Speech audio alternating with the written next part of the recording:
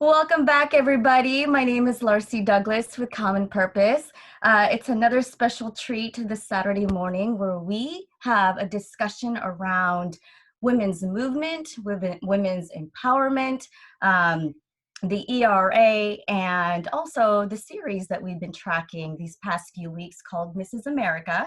Mrs. America is a mini series right now featured on Hulu, and I think next week is the season finale. So we have one more discussion next weekend with Jill and Mary, our special guest this morning. How are you two doing this morning? We're very well. Thanks, Larcy. How are you? Fabulous. And then we have a colleague also joining us this morning, MJ. How are you doing, MJ? Good. I'm really excited to be here today as a panelist. I'm really looking forward to listening to more. I was here last time, but not as a panelist. So I'm really excited to be able to ask questions and hear more about that journey, which was incredible. And I'm able to learn a lot through the show, but definitely it's not anything close to being actually here with Jill. Exactly. And that is the treat that we in the community of Common Purpose is that we have complete access to Jill Ruckelshaus, who is a phenomenal woman featured in the mini series Mrs. America. And up to this point, she had an episode specifically that highlights her. And we'll get to that shortly. We do have a ton of great questions that we want to continue this conversation to everyone. Originally, MJ was supposed to join us in the first discussion. If you missed that, you can go to our YouTube channel, Common Purpose, and rewatch that show. But in a quick recap, we discussed what the ERA was about, the journey that the 5 women who are featured in the miniseries, kind of what their journey was throughout the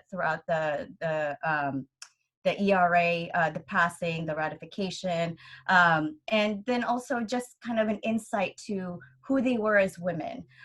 So there's representation as women, and then within also that representation, there's diversity within that representation, and that actually is highlighted throughout the rest of the episodes and series, and we'll get to those questions. So we touched a lot about the ERA, and there's been plenty of other amendments that have been ratified, that have been passed. And one that kind of struck to us that was kind of really interesting, and MJ can ask this particular question, but was on the subject of the 14th Amendment. And MJ, you had a question regarding that. And what was that question? Yeah, give me a second. I'm really sorry. Oh, and just while getting ready, just to tee up some technical housekeeping, we encourage you to also participate in this dialogue. There is a chat feature on Zoom. You can click it and then type away your questions, and we will get to them as we go through this discussion. Okay. So the question is, what does the ERA add to what is already guaranteed through the 14th Amendment in terms of women's rights? I'm sorry, you're going to have to speak up a little bit. I didn't get all the details of that question, MJ. Okay, I will do that. Okay. What does the ERA add to what is already guaranteed through the 14th Amendment in terms of women's rights? That's a very good question. I think it's as important as it ever was for several reasons. Symbolically, it belongs in the Constitution to establish that women and men will be treated under the law in this country. They will be treated equally under the law. That hasn't been specifically granted to them. I always felt that the ERA probably should have been, since it was an afterthought, part of the original Bill of Rights. Like free speech, they forgot about that, they added it. Equality of rights under the law for everyone who was a citizen in the country. They didn't mention that because at the time they weren't considering slaves. That's really why the 14th Amendment was passed, to guarantee citizenship. post-Civil War to slaves so that their rights as citizens could not be taken away without due process or equal protection. That wasn't applied to women for a very long time, only to males who were slaves who'd been set free. So if we had an Equal Rights Amendment and our Constitution guaranteed equal treatment under the law to men and women, then there wouldn't be any question in the states of a little bit of niggling law here about men and women, or a little niggling law here about men and women. There would be a guaranteed statement in the Constitution that all citizens, men and women, will be treated equally under the law. So it's both symbolic, a statement of principle like the Bill of Rights, like free speech or religion, but it's also very practical because it would be the touchstone that states would be looking at when they pass laws, or Congress would be looking at, not to infringe on the equality of rights under the law of women or men. So it's very important. And I was delighted when the 14th Amendment was extended, but I don't think that's enough to protect that right from future erosion.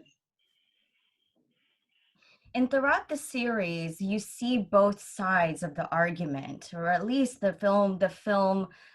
directors and the writing wants you to see both sides of the argument and wants you to see the different types of debates that are going on to pass this particular amendment and to ratify it. And one debate that really struck out was the debate between Betty and Phyllis. And really moving scene, but it was on stage in front of everyone to see. And here's a time where women should be unifying. Women should be coming together to fight this common cause, and because there's common purpose in this particular amendment. But yet in this scene between Betty and Phyllis, they are debating their sides of why one supports the ERA and why one is not supporting it. And I'm going to just pick out a few of the lines here because it was really, really powerful. There's a line where Phyllis says, "There is no legislation for universal sympathy." And she really punches this hard because, she knew that Betty had just, came out of a really bitter divorce. And then she also adds to that saying, you can't look to the government to fix your personal problems. Just another ouch upon an ouch.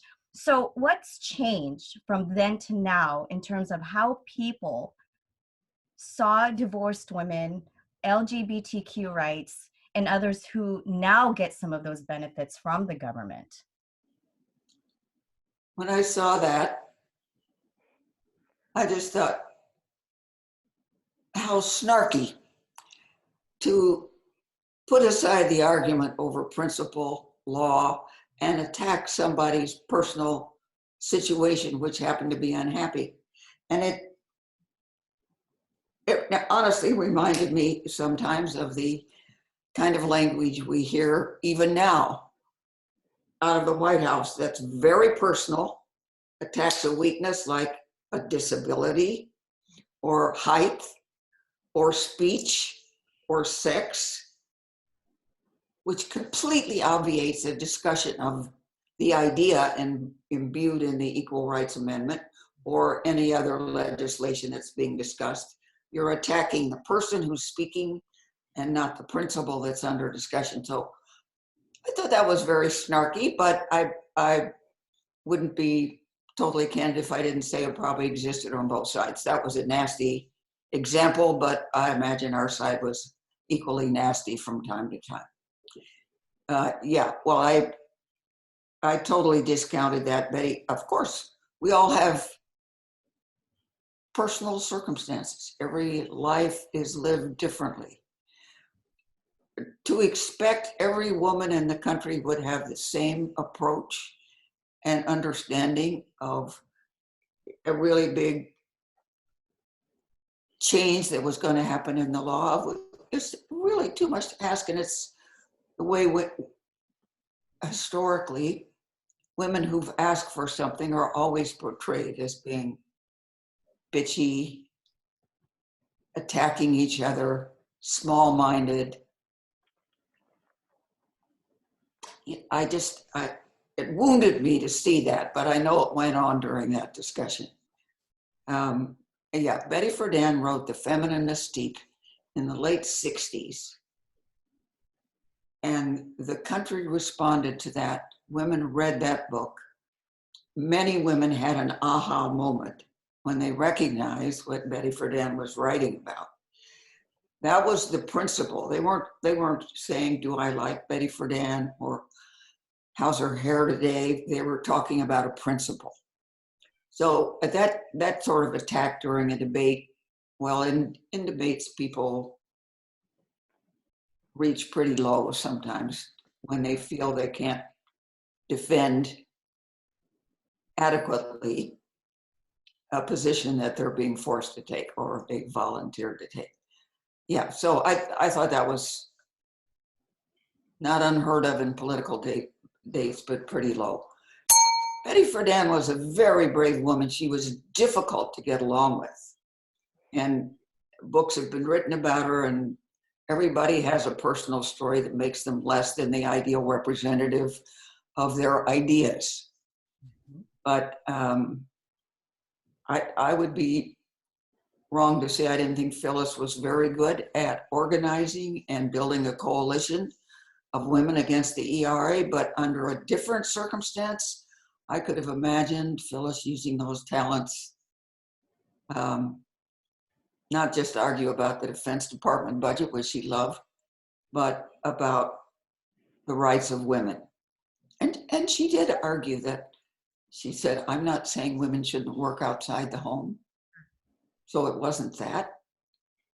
But there was a real conflict back then about, well, if I'm the primary person taking care of the home and the children, how is it possible for me to leave and still do a good job of that? And then the discussion in society was, well, can't men do 50%? And I think enough said about that. I loved a poll the other day that said 50% of men think they do 50% of the work. And 3% of the women think men do 50% of the work. So those are discussions that'll go on a long time, but they're very personal. Every household has that. Yeah, so what did I think about that? Well, I think that wasn't a good argument. It didn't address the Equal Rights Amendment issues at all.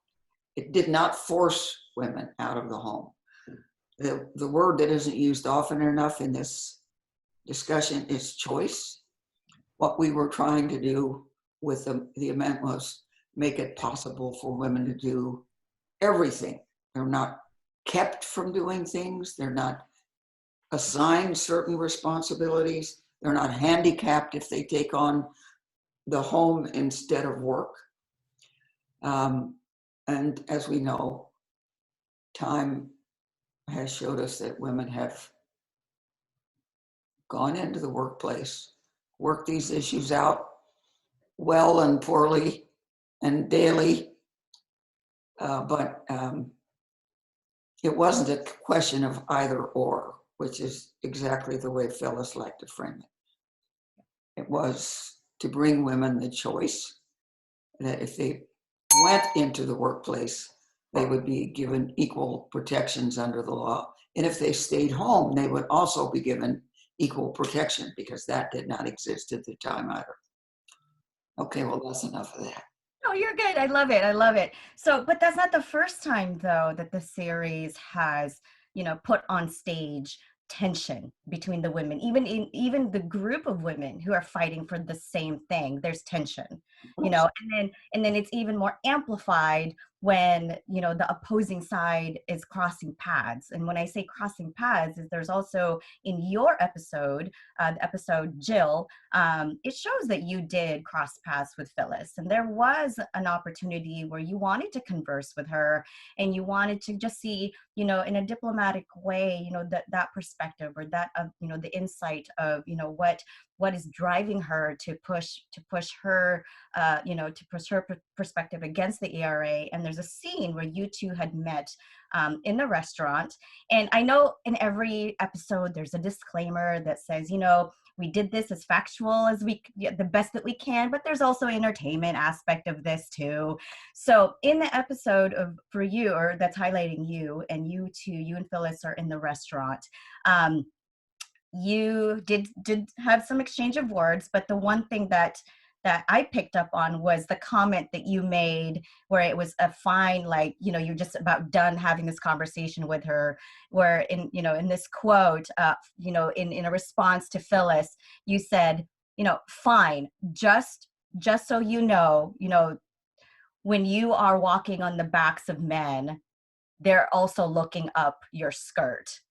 So was that just good writing, or was that truly exchanged? It's a statement I've never heard before in my life, and it's not the kind of thing that I would say.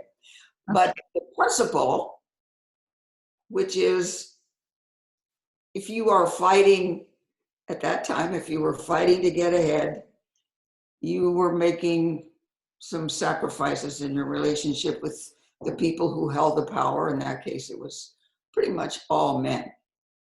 There were some women in the Senate. Martha Griffiths introduced the Equal Rights Amendment in the Senate, and, you know, it was passed with great bipartisan support. Every party had supported the ERA in their party planks for a long time, for years and years, including the Republican Party. And in their national conference or convention in the summer of 1972, Nixon was renominated, and the Equal Rights Amendment was supported in the party platform of the Republican Party in 1972. So it wasn't an unusual idea. We all felt it was an idea whose time had come. And it was much more of a struggle than we ever imagined, because we really felt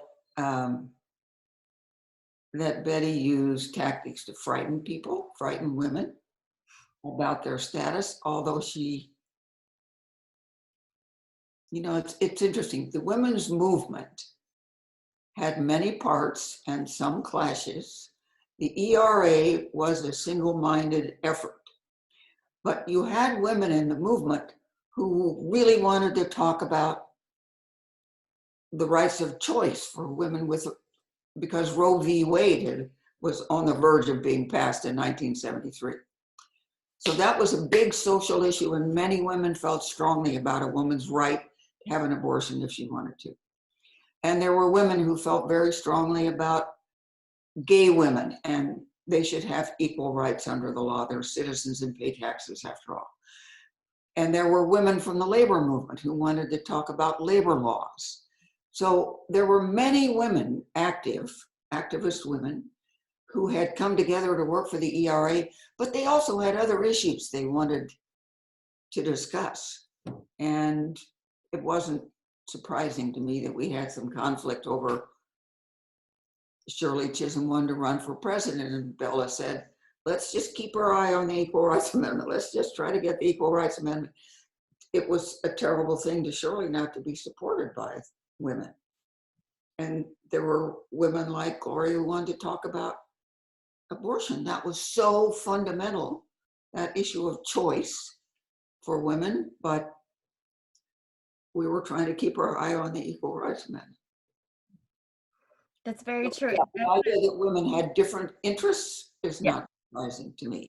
Yeah. And that discussion with Phyllis, it was obvious she was very smart. She was extremely well educated. She was very skillful in building coalitions. I thought she used fear of what the ERA would mean for women by telling them it would force them into the military. Well, no one's been forced into the military. There was no drafting of women at the time, although since then the law has, without the ERA, the law has been passed, or at least at the suggestion of the Selective Service Department. The next selective service that we have would be for men and women, because women have voluntarily joined the services and have been invaluable in all branches of the military. And who knows, under different circumstances, Phyllis might have been the first woman general. Turned out that she wasn't, but she probably would have been very good at that. Right. Yeah, I think she used arguments to frighten women. On the other hand, she was talking to a strata of women who had they were upper middle class. They had very comfortable lives. Women were taken care of by their husbands, according to Phyllis and those women. But all she had to do was look in the kitchen to see there were women who were working already, who were cooking her dinner, babysitting her children, waiting on her in restaurants. And that acknowledgement is never made by that side. So I want to get back to Roe versus Wade. That's also another set of things I want to unpack if we can today. Although we do have another discussion, so we may have to save some of this for the next set of discussions. But I want to go back to what you said about Phyllis in her world. There's already other women supporting her lifestyle, and I want to touch on something there because throughout the scenes where Phyllis is displayed in her home and seeing her interact with her home, you do see that there's help. You do see that there's support and other women supporting that lifestyle. When your episode aired and you came home from what looks like just another day at work, you come home to your husband, the kiddos are kind of perched at the stairwell from the scene anyway, and there happened to be a really serious conversation, but you were just ready to just like take off your shoes and just say, okay, I have to take off one hat and put on the other. But throughout that episode, it shows you juggling laundry. It shows you juggling a birthday party. Somebody's about to make a wish and you're on the phone, so you see the work-life balance kind of mash up in these scenes where Phyllis's scenes, when it comes to work-life balance, it's always a separation. It's go take care of this over here while I go do this over here. You're picking up toys and laundry and you have a phone in one ear. So that's and then it comes to the end of that episode where there's a little bit of fire saying, what kind of representation or what kind of image do we want as Republican women? And so I think that's where kind of the separation of journeys that occur with who gets to be that representation of women down the road. And we'll get to a few moments in other episodes where you actually get propped up a little bit higher in a stage than Phyllis. And so it was really interesting to see that interaction or that different kind of lifestyle, but in terms of what is still trying to be pushed in front of the audience. So can you, I guess, confirm, was there ever really a common ground or a meeting place between the two of you that ever came? Right, I tried to think of that. Mary and I have talked about this. I think I was face to face with Phyllis twice. Once was in the lobby of a hotel. It wasn't that conversation exactly, but close to that. And the other was a debate in Springfield, Illinois, before the legislature voted on the Equal Rights Amendment. It was very fraught, very tense. Lots of Stop ERA people were there with Phyllis because Illinois was her home state. And as I acknowledged, she did a wonderful job organizing them, and those women were frightened and they were powerful in their emotions to keep this world that they were afraid of from coming to them. Although in part of what was exciting to me, I'm a middle-class woman. I was raised that way in Indiana, and That's the life I've always lived. And to be an activist woman on this issue and have the opportunity to meet, working for the Equal Rights Amendment, all of these other areas of life that were represented, economic divergence between us, activist women who were in the labor movement, who were trying to get women treated fairly in the workplace, compensated fairly, all of these inequities that existed that those women lived with every day and wanted to fight for. I didn't know anything about that. And it was thrilling to me to meet these women and see the lives they were leading. My life was one life, not like my next door neighbors at all, but one life. But all of these women who had decided to work, to be activists, to be wives and mothers, and move outside of the house, just had such enormous recognition of the situation they were in. And I think we all knew that about each other. And, you know, you could see the people that Phyllis got to work for her had trouble leaving home and going to conventions, or they could take time out to go to an organizing meeting, but it was generally in the afternoon when somebody was taking care of the home for them. So those, I would say that those issues time has passed, and even without the ERA, many of the things that Stop ERA was frightened about have come to pass. Without the ERA, women have joined the military and served with distinction. Without the ERA, gay and lesbian rights have become the law of the land. Many of these things have happened because of the progress, the recognition in a society like ours and around the world, actually, of human rights. The United Nations passes human rights acts or whatever it is the UN does, recognition all the time about human rights. These don't belong to Northern Europe. They're not the United States. They're human rights. Wherever a human is, he has the right. I think our country has begun to move toward that. When I look back and think it's been 40 or 50 years since we had these ERA debates, I'm shocked. But then I see that we have slowly moved towards a much better understanding of human rights. There's still arguments and fights and rearguard accusations and struggles that go on. It's not settled forever and ever. But we have made an enormous amount of progress since the ERA debates of the early 70s. That's hopeful, really inspiring, but we still do have work. But I'm curious, Mary, this question is actually for you.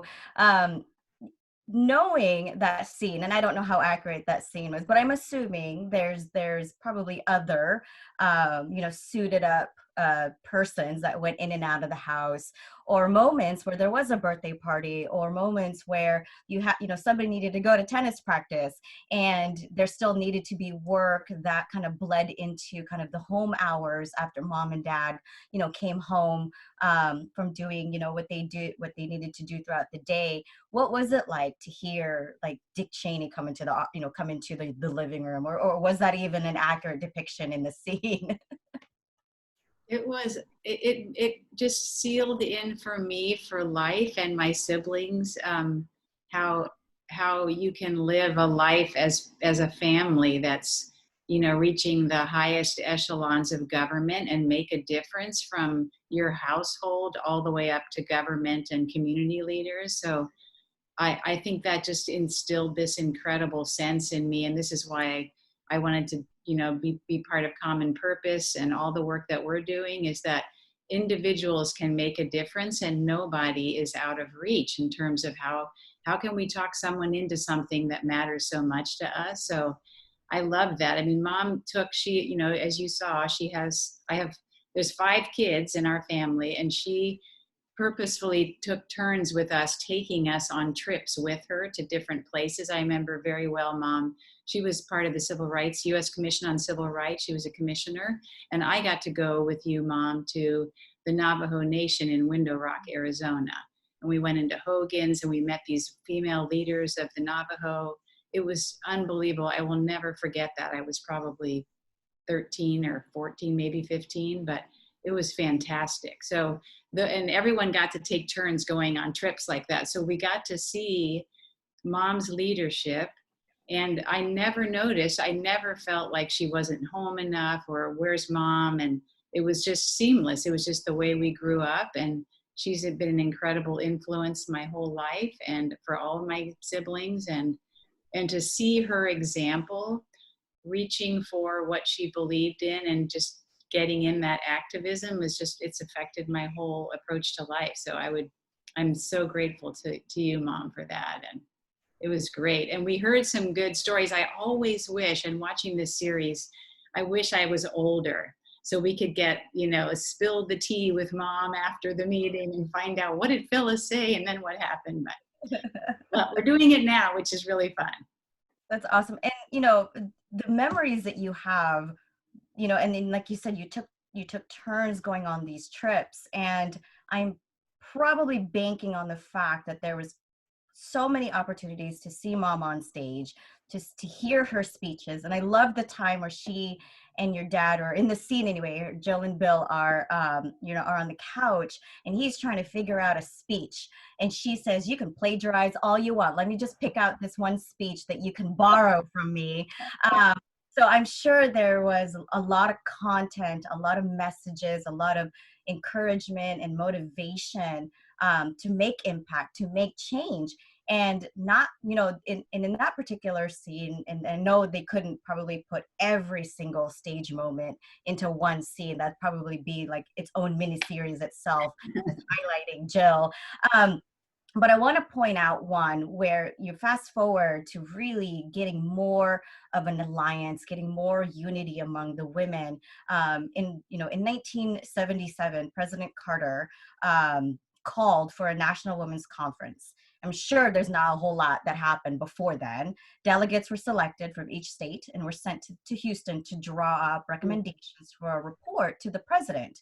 So what was it like to be there as a representative from your new home in Washington State? So now you had a home that, that seemed like the big house was just down the street. But now your new home, now the big house was now flights away to continue representation, to continue delegation, to continue the fight. What was that like? It was so exciting to me, and I'd been involved in the women's movement, the ERA fight. I've been very active as the National Women's Political Caucus, so I had been meeting women who had this activist inclination and were eager to get into these issues that the government controlled. Mm-hmm. But the National Women's Conference was an amazing event. It was set up so that it would be like a political convention. And every state would have its own conference, and every state would vote on certain issues that would be planks that would be presented at the national conference down in Houston eventually. And every state would elect delegates. And I don't know what President Carter imagined. He appointed Bella chairman of that commission. There were 35 women on the commission, and they were all wonderful. But I don't know what he imagined, but there were 50 conventions in 50 states, and thousands of women came. It wasn't 200 in Washington State and 150 in Vermont. It was thousands, 6,000, 8,500. 4,000. And these women made reservations. They came. Washington State's convention was in Ellensburg. Ellensburg was amazed to have this many women coming to Ellensburg. And we stayed, I think, in the college dorms and in the hotels and everywhere we could. but it was an amazing bit of logistics.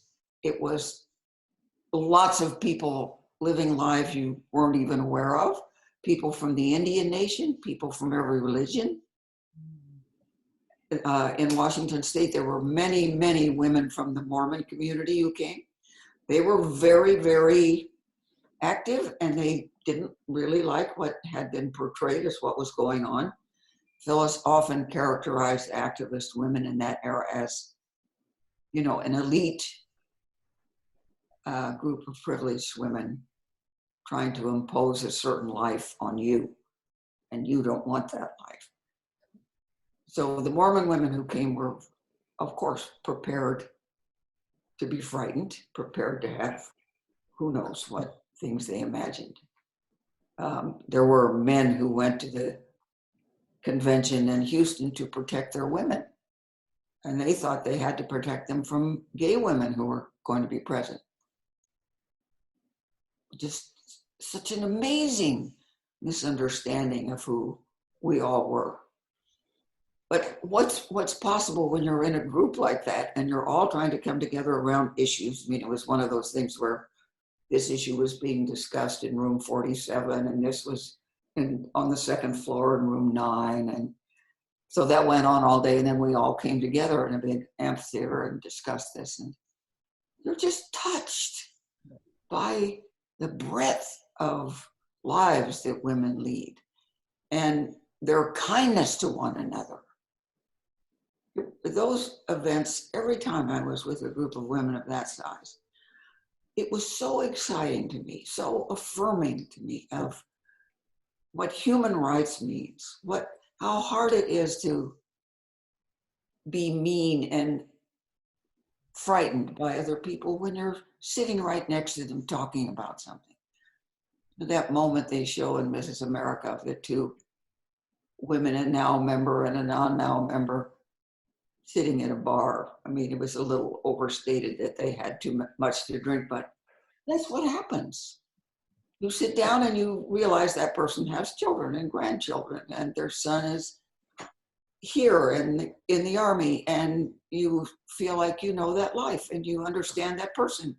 And now they look at something so differently than you, and you want to talk to them about it, and you want to hear what they have to say. Those moments are invaluable. I always got so excited every time I was in a group that size, and you just sit there and listen. And it's humanity. It's the human lives we all lead. And in this case, it was a woman's perspective. And I mean, aren't there moments when you meet a woman you haven't met before and you start to talk and you just kind of get each other. You just see that woman and you get her and she gets you, and oh, it's just wonderful. You may never see her again, but at that moment, something. Yeah, and I think that happens a lot in groups that bring disparate people together, and they find they have a lot in common as human beings, even though their religions may be different and they're in different political parties. But what keeps that from happening is small-mindedness, a lack of an open heart, prejudice, the worst kind of human emotion. And But Wow. in conferences, I just didn't feel that. It was wonderful. And I kept thinking if I could sit down with Phyllis long enough, we would find that when I would say, I know you were paying a price for being this perfect and this organized, and that's not easy, is it? And I thought there would be a moment, but there really never was.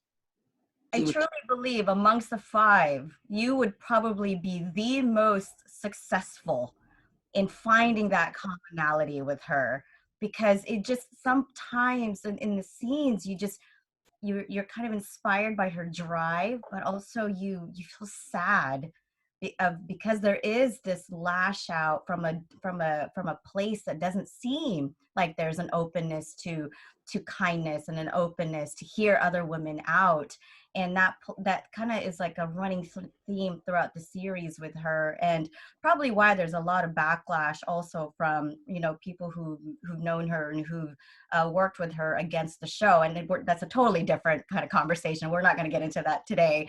But, you know, going back to, you know, you getting excited, and it's probably why you were chosen to be a representative, to, you know, to travel and to meet other women in these spaces. There's probably other conferences that you are able to go either nationally or internationally, you know, to be a representative of that. And I love that, the concept of just being an open, you know, having an open heart and an open mind is it's a struggle for a lot of people, because they are dealing with a lot of hurt and a lot of weight that's kind of suppressed them from being great and being the best that they could be.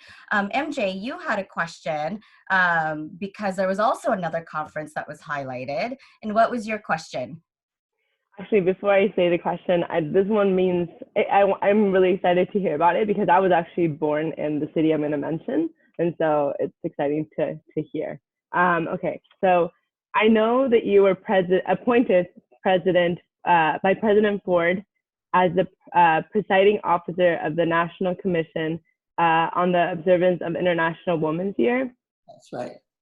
How did the International Women's Conference in Mexico City in 1975 compare to the feeling at the U.S. National Women's Conference? Right. Well, the International Women's Year Commission, I mean, think Ford, a lot of the issues came about during the Nixon administration, and the Republican Party was open to the ERA, and I was working for the Republican National Committee. And in 1972, when the ERA passed the Senate and went to the states, there was general delight on the fifth floor where the chairman and the vice chairman, I worked for the vice chairman, Ann Armstrong, really happy about that. The next year, Roe v. Wade was handed down by the Supreme Court, and there was general delight on that floor in the Republican Party. I don't maintain that every Republican man and woman was pleased about that, but the people that I was working with, the leadership of the party, were delighted by those.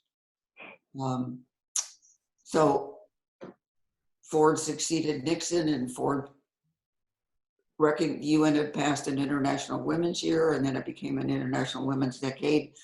So every country had a commission. He appointed me to lead our commission.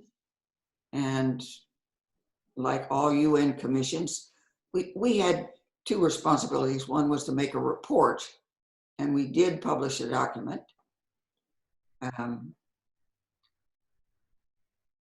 But then we went to the conference in Mexico City, and it was an international conference. So this is an interesting fact.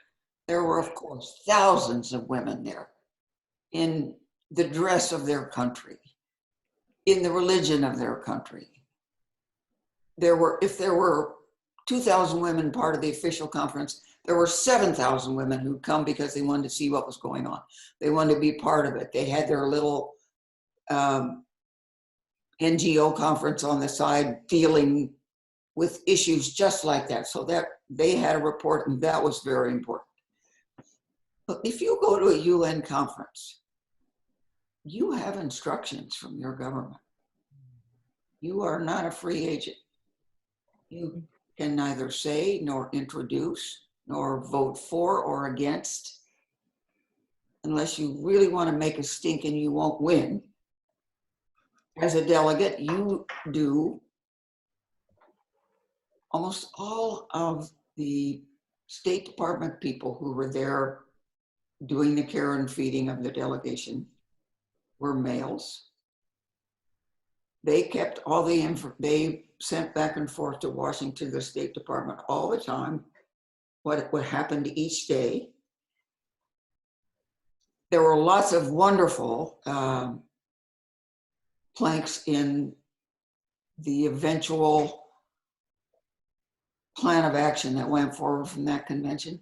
But that convention was also the first convention in which this whole litany was introduced by another coalition that didn't include Northern European US. And they wanted to insert in a UN document a phrase that the United Nations and the peoples of the world oppose Zionism, which they equated with racism.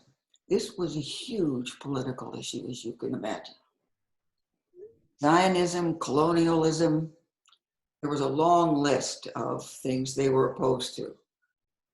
And it was the first time Zionism had been mentioned, and it was an enormous fight. And although the plan of action included all of the things about employment, education, opportunities, childcare, very progressive issues that you wanted brought up in a United Nations conference, the plan of action was really very good. Every country was gonna sign on to going home and working on this for the next 10 years. The fact that Zionism had been added, and the United States alone, and our chief allies were Germany, I think, and England at the time, lots of meetings in small rooms, lots of pressure from the State Department in Washington. In the end, we could not keep that language out. We didn't have the votes. And instead of talking about women's issues, we were talking about this, a big stake geopolitical bit of language in the United Nations conference that honestly, when you were talking about women's issues that you thought at last, here we all are, the women of the world, we couldn't keep that from happening. And because it happened, we were instructed not to ratify. The United States was not to ratify the document that came out of that conference because Zionism had been placed in it. And as it turned out, that language, Zionism, fascism, neocolonialism, like that began showing up in the preambles of all the UN conferences for the next, let's hope it's not still there, but for many, many years. So you realized, yep, it was a conference on women and we were talking about women's issues and the plan of action was very good. And we took it home and presented it to President Ford. His wife was very excited about it. It became a template for issues that we wanted to work on, but we were not able to ratify as a country what came out of that because Zionism, and we just realized we were completely in the hands, as far as that went, of the men in the State Department. There were a lot of women on the delegation, but not exclusively. And there were women in the State Department, but not at the level they could change any of that. So it made to me vivid how important it was for what the National Women's Political Caucus was working on, which was to get more women elected to public office at the county level, city level, state level, national level, so that we could be in that discussion and we could prevail on certain issues that were being pushed aside by the power group, which was the men at the time, who were interested in much more international power issues. So yes, it was wonderful to be with the women. We met in the hallways, out in plazas. We had lunches and dinners and early breakfast together, and it was what a wonderful cross-section of women from around the world. And they kept having these conferences because everybody loved them so much. But I felt very much that our ability to write into the plan of action what we wanted was not compromised, but our ability to get our country to ratify the statement was, because of the language that was forced into the preamble by the foes of Israel, actually. So there, yes, but all of those conferences, that conference, the one that was in Houston, all the conferences that were nationwide that the National Women's Political Caucus had, you would find them all exciting because of the variety of our experiences and the unity on issues that pertain to women. So I want to highlight some questions from our audience, and this is kind of and we're also kind of almost running out of time, and as much as we want to extend this, we want to be respectful of your time and everyone else who has other plans for a gloomy Saturday. But in that particular thought about a belief system and what strength in numbers really mean, in your episode of Jill, it shows Phyllis's formation of the Eagle Forum. And it shows also how religion becomes a political movement. And Jennifer Davis, hi Jennifer, thanks for joining us today, has a really, really great question around this. And it was also another question we had teed up for this conversation, which I think if we don't finish this particular topic, we can definitely add the rest of the conversation, because this is not the last one, we have one more. But Jennifer asks, it shows that Phyllis joined forces with the anti-abortion group to increase her support and mailing list.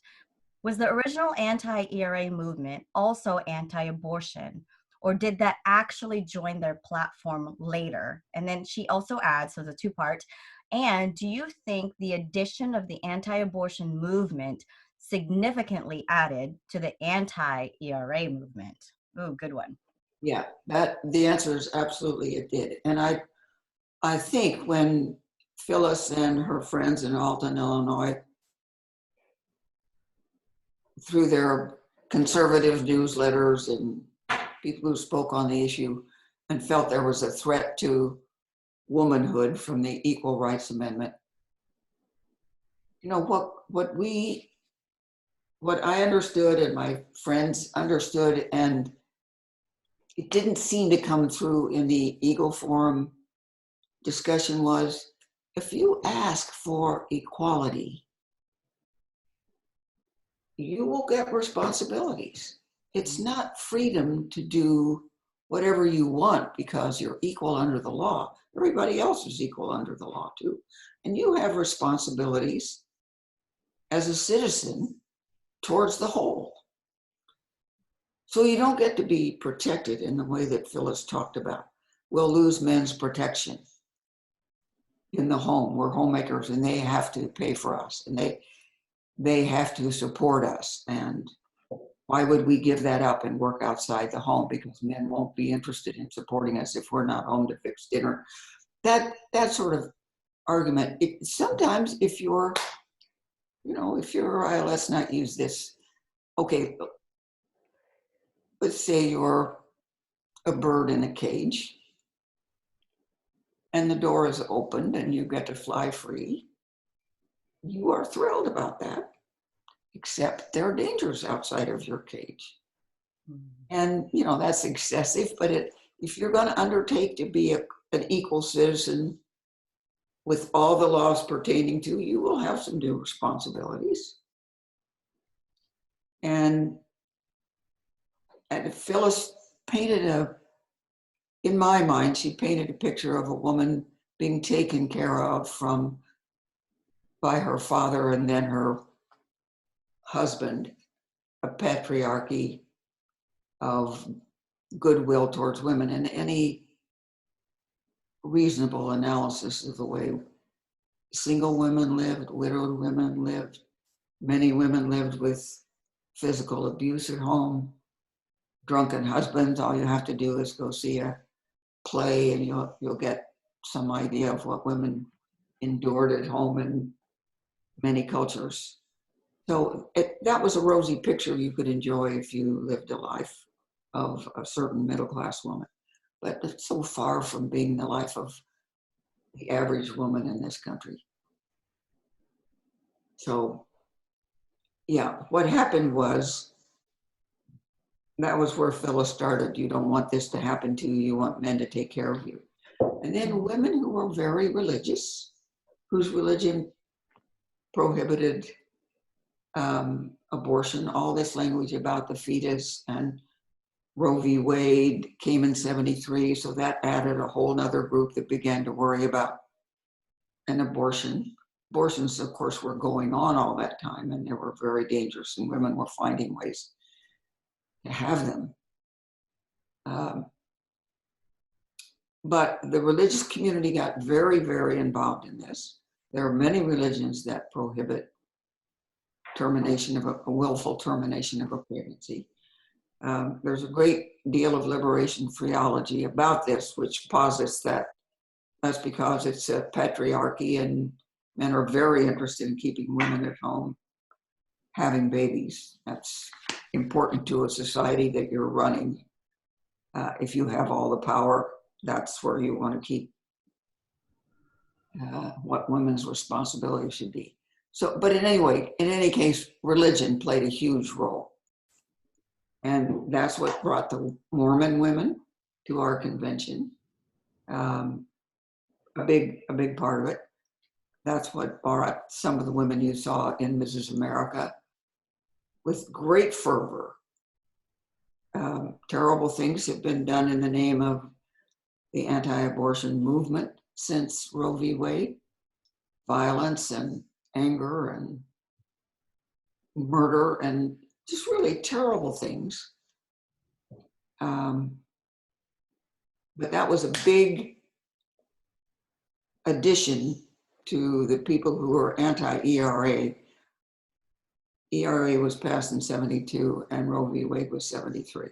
So there definitely was a merger of those two factions of special interests for women who were afraid of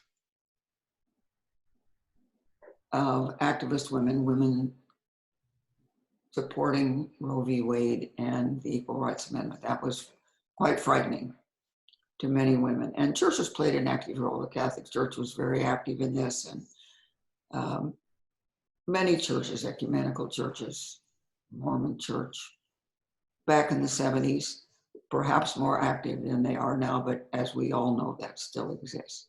That was a huge new addition to the number of people working against women's equality under the law. Yep. So Roe v. Wade is back in the news, but unfortunately we are out of time. And I want to unpack that next time because of why it's back in the news and what the story is, why it's back in the news. So that's all we have for today. Please tune in at our last discussion next week, May 30th, same time at 11 here at Zoom, to continue this discussion, to finish out the Mrs. America series, and to just get more of Jill's brain as much as we can and continue this conversation. I, again, appreciate Jill and Mary, your time on this Saturday. I wish we can continue this beyond our last discussion next week. Unfortunately, well, you know what? I'm not even going to say unfortunately. I may have a few things cooking up my sleeve. Who knows? There's a lot of information that I still want to know. I'm sure the audience out there also wants to know, and we have direct access to it. So we're going to probably end the Mrs. America discussion next week, but I'm sure the conversations that have been birthed out of this will continue on. Thank you all for joining. MJ, thank you again for being my co-captain. Thank you. Thank Jill, you for having me. Nice to see you, MJ. Thanks, both of you guys. Great for talking together again. Bye, everyone online. Bye-bye. Wonderful rest of your weekend. We'll continue this discussion next week. We'll see you guys then. Thank you. Bye.